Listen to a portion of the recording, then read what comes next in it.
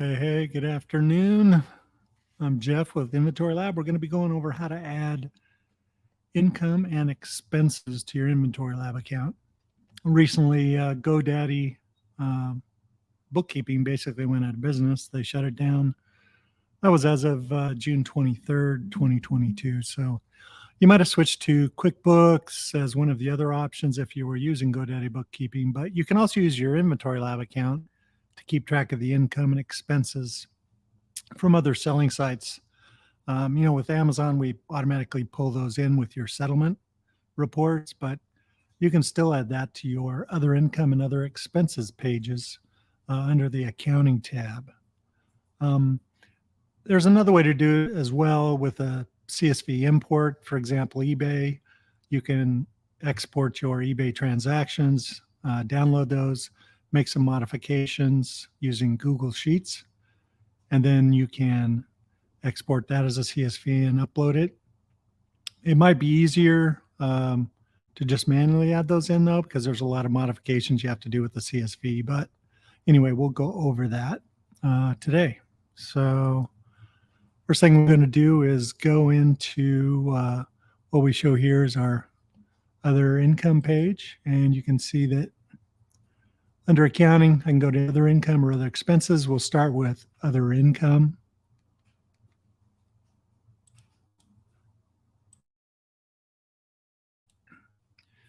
And for other income, it's very simple. You just click on the add, and then you can add a category. You can create your own categories here. The nice thing about creating your own categories is that when you do that, it'll show up on the profit and loss report as its own line item. So you can get as specific as you want here or stay general. But when you create your own category, for example, let's say I'm going to use entertainment. Yes, we'll do that today. Just say the amount, dollars, entry. When I save it, all that information shows here. And if I were to go to my profit and loss report,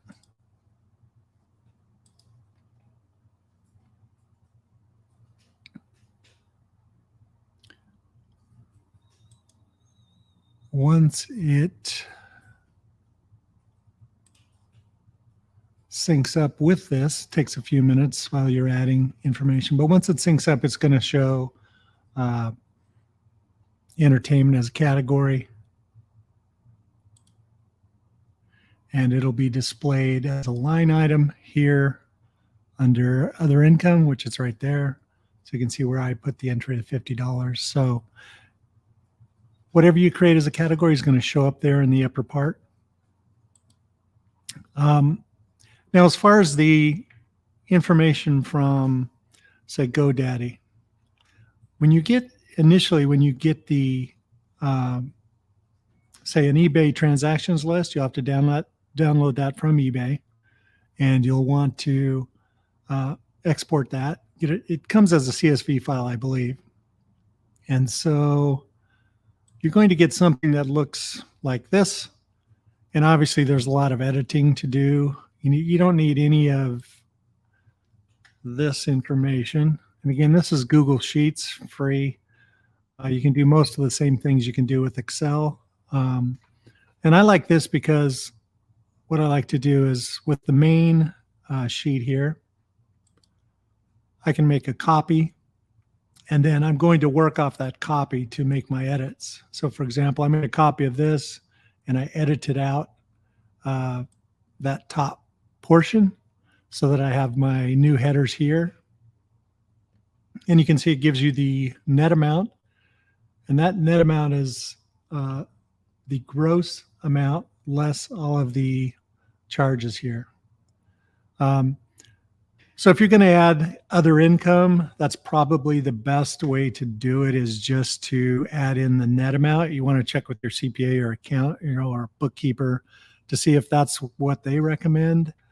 Some prefer to have the all of these expenses in there, but I believe for tax purposes, you just need to have the net amount. You need to prove how you came to that. And so that's why it's easier to put it all in at once. But when you're adding that as an export, the CSV file, the way they have it here from eBay, it doesn't make it very easy. So you have to do a lot of modifications.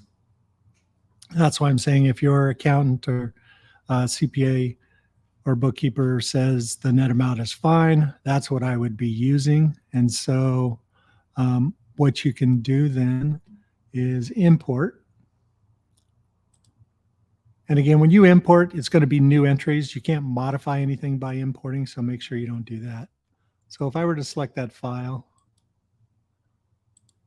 I think this is the modified version after I took out all that top stuff. It's going to select the file. Now I set up corresponding columns. The name, I'm going to use type, category. I'm sorry, the name. I can pick any of these. Usually item title would be the name, and then category would be the type. The amount. If I'm just doing the net amount, that's what I would pick. If I was going to do the gross amount and then add in my categories later, then you'd want to use the gross amount here. And then the date, the transaction created date, that's usually the date the order is placed. But then I think there's another date. I'll have to look. I believe I deleted that column because I just used the transaction created date. And then description is the description of the item. But when I try that, click OK. And what's going to happen is it's going to upload those in there, and I can see, okay, so there was an Apple TV order, was $56.23. It also adds in all the other fees and things like that. So it's not a real clean import. And so you can do it this way, but I don't think it is a very good way to do that. And this is the one that I used because it's putting in all of these. So I would rather just do the net amount. If I were to do the gross amount, I would have had the total here. And what it did was, because this wasn't cleaned up, it put in these other fees. You know, those are something I'd want to make sure to put in on other expenses. So what I had to do is I cleaned all of those out. I made another copy. Again, I just made a copy of my main one, and I changed the title. And then all I have here is the income. So now if I'd have done it using this one, I would have got this net amount, and that's all that would have been added to my income. Instead, now I've got all these negative amounts and things. It doesn't look as clean, and it tends to give an error message. I've noticed in my testing that it can give an error message as well, but in this case, it didn't. So what I'm going to do is delete, and I've just got to make sure I don't delete those.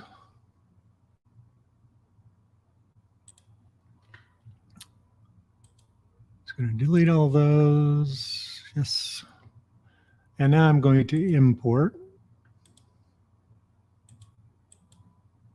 I believe this is the one.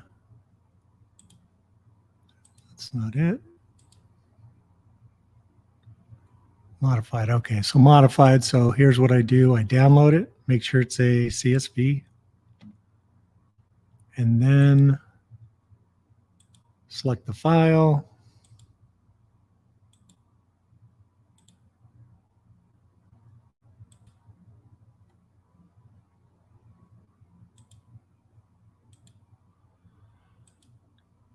And now when I go with the name, I can do the item title, the category, type, amount, do the net amount. And the transaction created date, and description is description. It says 20 minutes, but it does usually take that long. And so it shows you it was an order. I could also, instead of the name, if I wanted to track the order ID, I could do that as description or put that as the name. If I wanted to sort by order ID, that's another option, because you can see on here, I have the order number. I could use that as the sync from when I'm matching up those columns instead of the item title. If I'm more concerned about having the order number so I can sort by that later, that makes more sense for you in your workflow, then just use that. But again, I'm just using the net amount. You could use the gross transaction amount here. But what I did for that, if I input this as the income, then I've got to make sure that I import these into my other expenses page. So there's a lot of modification I'd have to do, or I'd have to basically create a new spreadsheet, something like this that has a category amount description, and then just copy from one of these and copy into that. Or what you can do is, to simplify things, you could just manually do one entry, just use a simple calculation equals, and that's going to get, oops, all of these. And I'm just adding those up. And that's the number I'm going to input. Now, if this was the case, what I would do is I just add one entry. And I can add the entry for the income and put my own category and that sort of thing from this. Got to go back to it. Too many tabs open. From this total, I could do my net amount. Or if I wanted to keep track of all of these, I'm just going to copy that over. Use the fill command. Should have the fill command.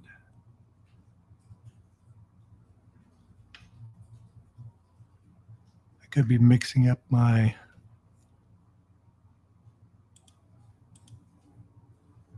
spreadsheet program. So if I copy and I just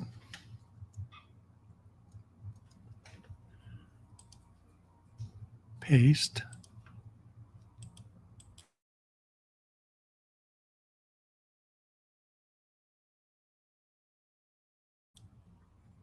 And then I have these totals. So what I can do is just take the total and then just use each of these categories to add them in. That's probably the easiest way if you want to also keep track of your expenses. The importing way would work, but you'd have to do a lot of modifications, so I don't suggest it. Unless you're doing the net amount and you're going to do that into your other income, and then fine, it's very easy to do that. Just clear out all the expense items, then you'd have to add those in with another import into other expenses. But it's a fairly simple process to do that. But again, that sheet there is just over the last year. And so what I did was, got all those transactions, just totaled them up at the bottom. And then I just made one entry for that. I could make one entry for that other than, instead of importing, it'd be a lot simpler for you. But the income, when you do add, it's just a one line item thing. There's no recurring. And then you can export that, send that to your CPA accountant as well as the other expenses page. Now for other expenses, it's a little different here. You can still add expenses one at a time. So let's say I wanted to, I have a subscription to App Eagle, for example. I'm going to do my start date. And if you're coming into InventoryLab and you haven't been with us, but you've had a selling history for a while, and you want to do this from, say, the start of the year, you could do January 1st. That's the date to start it. I don't know what the subscription for that is. You can put a description there, your amount. And if it's monthly, have it repeat monthly, which day of the month or day of the year. I'm sorry, day of the month or day of the week. You want to have that be day of the month. And the day of the month, you want to have it be the first. Repeat it. let's say I'm going to end this. Oh, we just won't end it. We'll just say never. So it tells you right here at the bottom, add this expense on the first of the month, repeat every month, starting from 1/1 of 2022. So it'll start on January 1st and continue on the 1st of every month, and it just keeps going until you stop it, if I were to create that. And so when I create it, you'll see something here. Like here's one, first of the month, repeat every month. And so you know that this is one that you've created versus one of these here that does not have this repeat indicator. These are all Amazon categories that we sync in from the settlement report. So you want to make sure you don't use the same category, because then they'll get mixed in with what the settlement is showing. So it makes it harder to track down issues with Amazon settlement.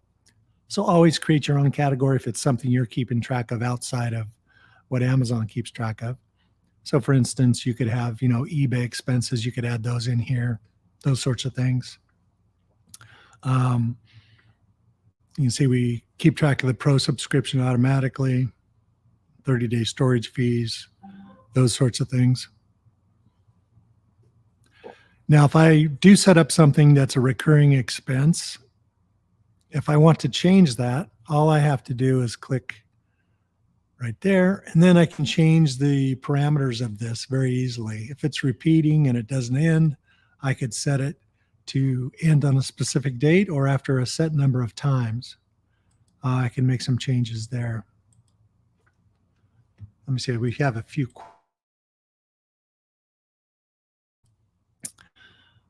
Let's see. Miguel's question, is there a way to separate the merchant fulfilled inventory in two types, the drop shipping or virtual inventory, and the products I actually have on hand? Well, we're talking about income and expenses on this. So that would be more of an inventory question for support to ask them. And you can go to our support portal there and get connected, or just fill out an email to support@inventorylab.com. There's also a section you can go up to the top of the page when you're in Stratify and go under resources and then support. That'd be a quick way to do it. But in generally, the reason I suggest you go to support is because they can look into your account specifically and give you examples from your account to help you with the issue. And it makes a lot more sense by doing it that way to you. Here, I've got to talk in generalities. And so, generally with your question, which was, is there a way to separate the merchant fulfilled inventory in two types? You can tag the items. That's one way to separate them. And that's an internal thing with the inventory pages. But this one would take a lot more explanation than what I can do right here. You might consider unlisted inventory as well on keeping some of those there. But they can look into your account and help you better with at the support portal or through support. So if you have any questions about other income, other expenses, how to add things, especially since GoDaddy accounting is no more, and if you've switched to QuickBooks or something like that, I know that it's not the direct integration like GoDaddy had from those other marketplaces. However, if you can total up a spreadsheet, you can put those in as totals here. You could import, like I said, if you just have to modify the spreadsheets a bit, and then you can import them. Income a lot easier than the expenses, just the way the eBay CSV looks. I'm not sure how other marketplaces like Walmart and that give you the information, but most likely they still have the CSV export. Now, QuickBook export by CSV, I know that's available as well. And so that may have it set up better because they would have it as, they would have you could set your category up to match the ones that they are using. You'd still have to do some editing, unfortunately, but That's why I say totaling it up and moving it over. If you wanted to save some money from another accounting program, the advantage to QuickBooks obviously is they can do invoicing, that sort of thing. We don't have that capability yet, but if you just need to keep track of some simple things outside of the normal Amazon stuff, then you can add all of that into your other income and other expenses. It all goes directly to your profit and loss. And then at the end of the year, you just do a yearly view, and then you can export this as a CSV and send it right to your accountant, CPA, or bookkeeper, and then they can get all the information from out of your account. So it's a good way, another way to keep track of those expenses, cell phones, subscriptions, that sort of thing. Just add them in to your other expenses. You can make them recurring, set the time period you want, or the interval you want to set up for the recurrence, such as yearly. Maybe it's monthly, maybe it's weekly, every 2 weeks, those sorts of things. So it's fairly simple to set up. And let's see, we don't have any other questions about other expenses or other income. But if you do have questions about this, make sure you go to support and fill out a ticket and they can help you. We also have a handout that has links and it'll show support articles over the items that I've talked about today. You can go to support directly and get it under video tutorials, webinar resources, GoDaddy leave you behind. And then when you're on this page, just click on adding income expenses. When you do that, it's going to download. You probably can't see it because I'm sharing my screen and not a PDF, but it'll open up a PDF for you that has all the links to what we talked about in this webinar.